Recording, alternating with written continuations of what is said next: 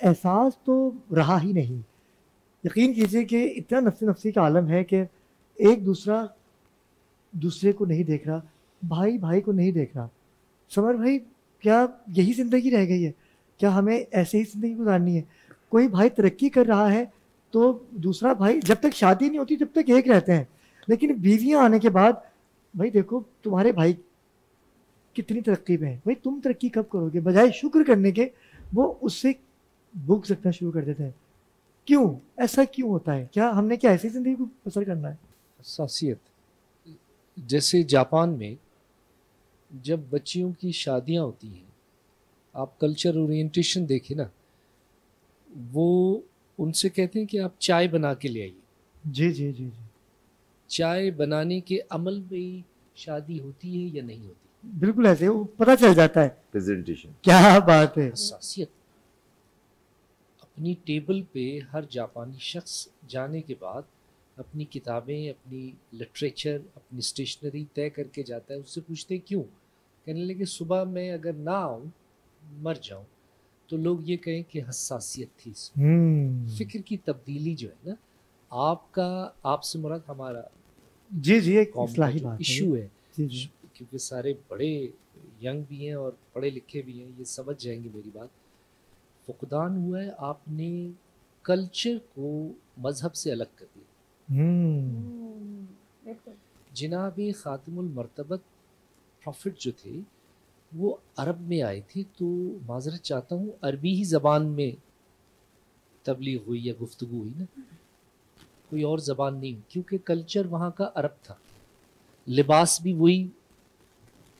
मतलब कुरान भी अडॉप्टेशन जब कर रहा है, बिस्मिल्लाह रहमान रहीम या अय्युहल मुज़म्मिल, किबला बैठे ए गुदड़ी पोश एक काली कमली वाले, तो वो क्या परवरदिगार ने खुद से अपना नाम तजवीज़ किया था? नहीं, अवाम की तरफ से जो आप अपने कल्चर देखिए ना, आपका कल्चर सबसे रिच है, ओल्ड सिविलाइजेशन आपके यहाँ मौजूद है। इस वक्त पाकिस्तान में 9 बड़ी सिविलाइजेशन है।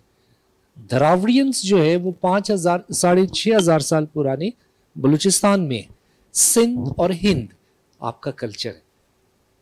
KPK मतलब ये पश्तून बरादरी है। इसी तरह पंजाब जो है 350 साल पुराना, उनका एक हिस्टोरिकल मूवमेंट है। वाली स्वात है। आप तो इतनी बड़ी कल्चर ओरिएंटेशन है, उसके बाद भी आप अपनी तहजीब भूल गए। बिल्कुल। आप हर चीज में देखें, मुख्तसर सी बात मैं करूँगा, आज भी आप इन जिन ट्रेडिशंस के मैंने नाम लिए, इनके घरों में जाएं, इनके यहाँ अदब आदाब देखिए, सिटीस्केप से बहुत ज़्यादा अदब है। वालिद आएंगे तो वो सब नीचे करके बैठ जाएंगे, उसकी वजह है कि कल्चर से थोड़ा सा आप दूर हट गए। तो मेरी तो एक छोटी सी राय है, जैसे वो दोबारा आखिरी बात करके एक पॉइंट पे आऊँ कि किबला जैसे माँ है, मैंने कहा ना ये परवरदिगार का अक्स है। वो कैसे अक्स है?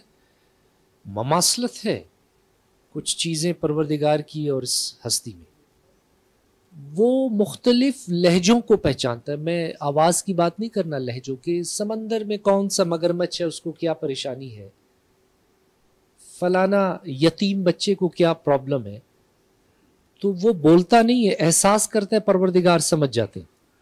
तो इसी तरह से वेरी शॉर्ट, बिल्कुल आसान तरीके से माँ जब अपने बच्चों को देखती है तो उनके अल्फाज की ज़रूरत नहीं होती, उनके लहजों को पहचान जाती है। किसे पैसा चाहिए, किसे खुराक चाहिए, किसे लिबास चाहिए। माँ चेहरे की फीलिंग समझ जाती है कि मेरे बेटे को प्रॉब्लम है, वो खुश हो तब भी पता चल जाता है। आप अगर आप खामोशी से, क्योंकि आप दबे पांव अंदर आएंगे पता चल तो माँ पूछेगी खैरियत तो है। क्या बात है, क्या बात है। तो हसासियत, जैसे किबला फरमा, बिल्कुल ऐसा ही है। आप हसासियत से दूर चले गए, आप मजहब तो बहुत दूर चला गया। बिल्कुल ऐसा ही है। वो क्या कहते हैं उसको, ये जो अंग्रेज थे, अपना बहुत बड़ा मेरे जहन से चला गया, जामतुल अज़हर में जब वो आए तो उसने सबसे पहले सारी किताबें जला दी आपकी।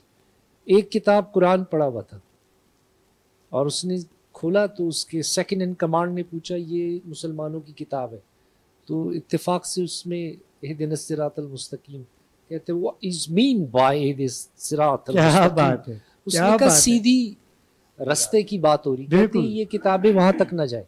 हाँ तो वो जो आप जिक्र कर रहे हैं यूरोप का माशरा और ये माशरा, तो वो आपसे सीख गए, आप उनके लिबास पे तवज्जो दे रहे हैं। खुरम भाई, माशरे डेवलप करते हैं वो इक़दार, तहजीब, रवादारी, कमिटमेंट पे करते हैं। हम जिन माशरों में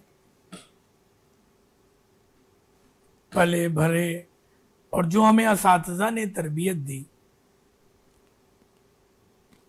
हमें ये शर्फ हासिल है कि हमारे मोहल्ले में अगर हम स्कूल, इवन कॉलेज के अलावा अगर नज़र आते थे तो जो मोहल्ले के बुजुर्ग हैं वो हमें कहते थे, मियाँ कहाँ फिर रहे हो, ऐसा ही है। मियाँ कहाँ फिर रहे हो। ऐसा डर लगता था, अब सिगरेट डर पीने लग से रहा है भी। क्योंकि ये हाँ, भी मारेंगे और घर पे भी खौफ पिटाई था, लगेगी। बड़ों का अदब था। आप यकीन मान, तो हमें कुछ ना कुछ बहाना करना पड़ता था कि अभी खाला के यहाँ जा रहे हैं, जी, ना जी। भी जा रहे हैं तो जा रहे हैं। तो ये जो माशरे में बिगाड़ आया है, मैं तो कहूँगा माशरे में बिगाड़, यानी तहजीब, इखलाकियात, अदब, कमिटमेंट सब खत्म हो गया है।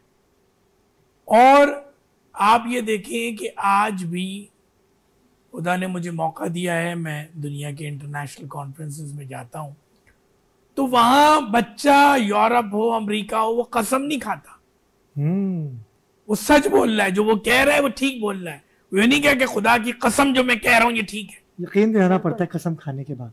वो जो कह रहा है या तो ठीक है या गलत है, दो बातें।